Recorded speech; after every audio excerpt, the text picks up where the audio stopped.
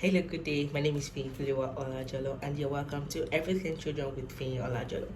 And today we're exploring some reasons why your child may not be performing well academically.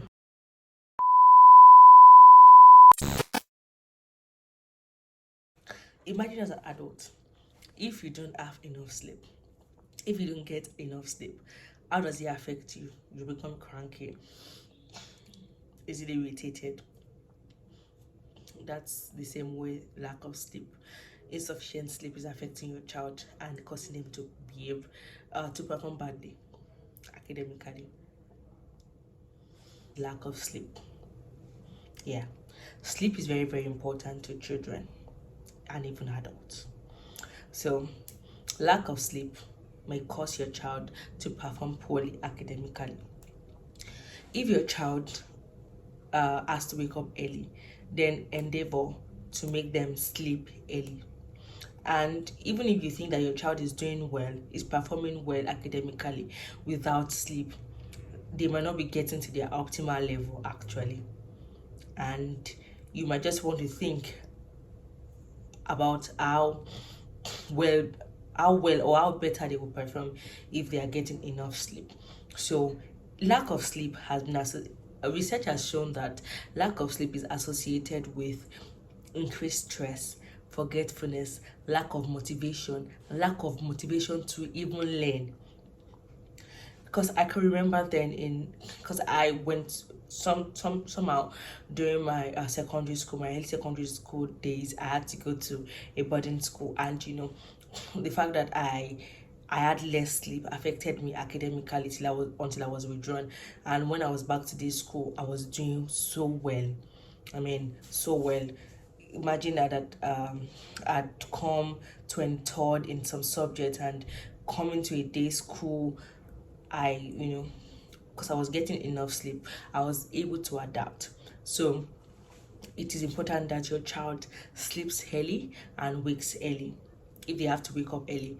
Do you understand? So in this era of technology, a lot of parents want to distract their children with a lot of TVs and all of those things, which might solve that issue of distracting them from disturbing you temporarily, but it is definitely affecting them if they're not if that is hindering them from getting enough sleep.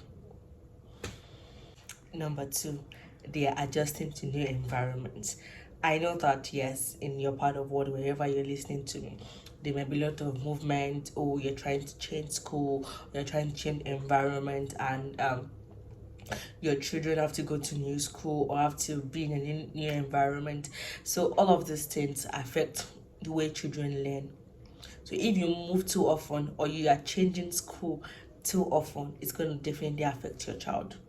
I know that life situation, a lot of those things warrant that we move from places to places because of work or because of family issues or a lot of stuff like that. But we must begin to consider our children before we move areas, before we move schools. We must begin to consider our children that, okay, how is this movement and adjusting? How is it going to affect my child? So imagine that you're changing your child's school every session, or you're changing their area every session, and if your child is not the kind that would make friends easily, look at the fact that they have to adjust themselves to that environment. They have to look for ways to make new friends. They are always the newest guy on the block. All of those things begin to affect them cognitively. So that might be a reason why your child isn't performing well. So next time, before you change your school, before you change your area, before you even change church, before you change mosque, before you change a lot of things, consider how that's going to impact on your child. Number three, they are too young for that class. As funny as this may sound, a lot of parents are getting used to skipping classes. Um, Skipping classes so that their child can graduate on time, because they feel that they are probably later, or their older siblings, their older siblings were not in that way, in a higher class at that age or something like that. So your child may be too young for that class.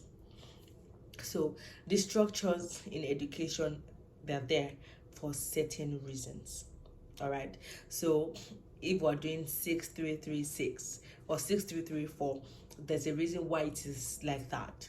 There's a reason why you're not supposed to jump classes, so that your child would develop accordingly. When you put so much pressure on that child's brain, when you put so much pressure on that child having to relate to people, with children that are older, having to relate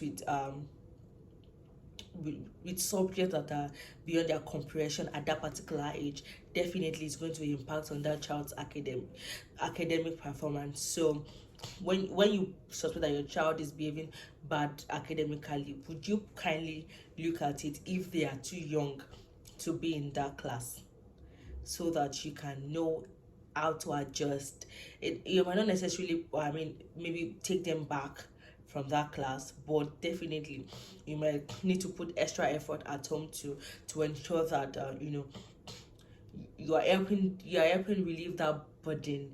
You are taking off a bit of that burden off them, and you are helping them cope well in this new phase that they have found themselves in. All right, so that's part of the reason why your child may not be performing well academically. Number 4, bad teaching manners. All right, so I know you love that school so much. I know that that's the school that their older siblings have gone to. That's the school your friends have recommended to you as one of the best schools. But it is important that that teaching manner is something your child would be used to. Sometimes some teachers do not go through teaching trainings and all of those things, and they have bad teaching manners, they have bad relationship manners, bad relationship with their students. Is that they're yelling at their students, or they're not conversing well, they're not um relating well with them. So that can impact on your child's learning, on your child's performance. So is the teacher teaching well? Is the relationship between the teacher and the student, is a very cordial one, is a very good one? All of those things must be checked to know that, okay, is this affecting my child's performance? I have, and as a child and adolescent mental health professional, I have handled cases where the teacher is always bullying the student. So the student is not eager to learn, and that is definitely affecting their performance.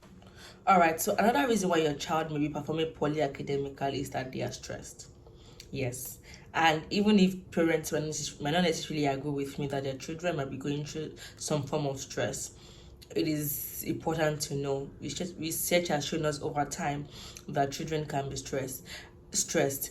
And yes, I'm just going to talk about some of the stressors that can affect your child. Number 1 is bullying at school or at home.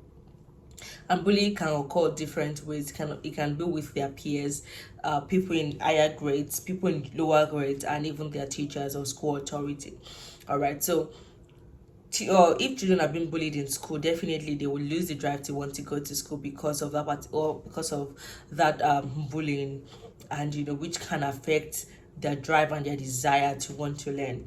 So if you notice some changes in your child, even if apart from their grades academically, if they are unwilling to go to school, you can try to explore the reasons why they're not interested in going to school, because they might be bullied.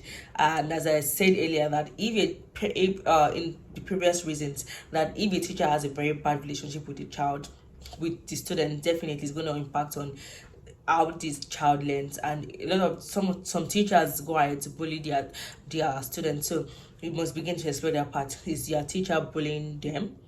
You must begin to explore, is your child's teacher, is he bullying him or her? So you must begin to explore all of those things. Then number 2, which is very important, is changes at home. You're moving areas, as I've mentioned in the previous reasons, or there's a new sibling at home and you have not prepared your child very well for these new changes. A lot of times parents, from probably the first month of the pregnancy, you've been aware that you're expecting a baby and you've looked forward to it, but oftentimes we don't even prepare the siblings to let them know that, oh, there's a new baby coming, there's going to be a new addition to our family, all of those things, and you've not prepared our child. So having to adjust from being the last child to being an older sibling is definitely a change. So before then, you must try to prepare their mind and prepare them that a new baby is coming. You should have that conversations with them. You should have those conversations with them.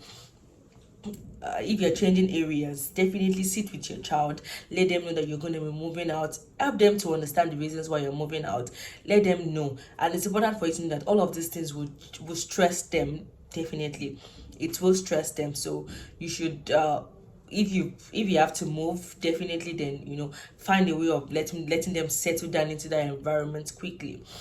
Another stressor can be puberty. A lot of times when children begin to experience puberty, when they begin to experience changes in their body, it affects them, especially if their parents have not really sat down with them to explain all of these changes, what it means to them. Imagine a child who isn't menstruating, and the next month they began to menstruate. They began to think, what is going on in my body? Why am I feeling this way? Why is blood coming out? Or a boy child, is beginning to go years in his pubic areas, and nobody has informed them about these changes. And thinking about it would definitely impact on them, and especially because for girls, they might start to wonder what has gone wrong if they're not equipped with this information before time. So poverty is definitely something that you must begin to explore for your child. You must begin to explore and explain to them what it means, and how it's going to affect their body and all of this, so that they can be prepared mentally and emotionally for that change. So changes at home, changes in their body, and bullying. Those are some of the stresses that I have explored in this podcast. Definitely other times we're going to explore other options. All right, so another reason why your child may be performing poorly academically is that the child may have ADHD. ADHD is attention deficit hyperactivity disorder. I'll say that again. Attention deficit hyperactivity disorder. And children with this tend to daydream a lot. They tend to lose or forget things, especially their school bags, school books, their pencil, biros, and all of those things. They are hyperactive during classes. They behave restless. They find it difficult to sit still or focus on one particular task, especially if they find it boring. So all of these things can accumulate into poor grades, because if a child daydreams during class, definitely their mind will wander off, and it might take a while for them to come back to what is being taught in class, and they might have lost in some information that has been passed across. They forget things. They can forget their assignment. They can forget what they have been taught, and that. So this disorder may lead to poor grades, and in subsequent podcasts we'll talk on how to handle children with ADHD. So another reason why your child may be performing badly academically is health issues, and I'm going to combine two reasons here. Number one reason is that their eyes are bad. They cannot see so well, and as obvious as this reason should be, a lot of parents are not paying attention. A lot of teachers are not paying keen attention to this thing. Can the child see the board clearly? Can they see what they are reading clearly? You would oftentimes these children, you would see that when you probably pronounce something for them, it's easier for them to recall and pronounce it. But when it comes to writing from the board and writing down, it might become an issue for them, or they're not writing in straight line. So If you notice this in your child, please pay attention to your child's eyes, and yes, take them for eye checkup. In subsequent episode of the podcast, because it is everything children, we're going to have ophthalmologists who, yeah, who definitely take who specialize in treatment of eyes, and especially children's eyes. They would come on the podcast to talk to about how to take care of our children's eyes, and help them see well. Number two reason, you're not giving them food that helps their brain. In this life, in this era of drunks and drunks and drunks, a lot of times we tend to feed our children with what is easily available. And yes, I get it.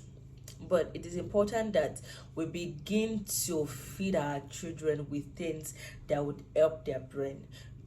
I'll definitely definitely coming on board with nutritionists who will talk to us about how to feed our children right on subsequent episode of the podcast. So stay tuned, and yes, invite your friend to come and join us on this podcast. And yes, that is some reasons why your child will be performing poorly academically. Another reason your child will be performing poorly academically, and this is the last reason we would explore on this episode of the podcast, is that your child may have specific learning disorders. Specific learning disorders are neurodevelopmental disorders, and it makes learning difficult for children. And parents need to start familiarizing themselves with symptoms of these disorders, so that you're not beating your child, you're not yelling at your child when it is not their fault that they can't learn optimally. Some of the SLD, as we call it, specific learning disorders, are dyslexia, dysgraphia, and dyscalculia. Dyscalculia deal with the ability to work with numbers, mathematics. Dyslexia, the ability to read, and dysgraphia, the ability to write. So if your child is experiencing any of those things, yes, you might want to talk to a professional about this. So don't beat your child, don't yell at your child that they are performing badly academically. These reasons, any of these reasons might be reason why your child is performing badly academically. So what should we do? We'll explore this on the next episode of the podcast, and see you shortly. Do not forget to click on the subscribe button and like this video.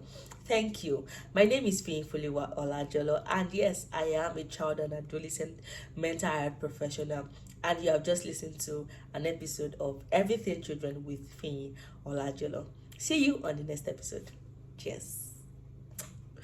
Cheers.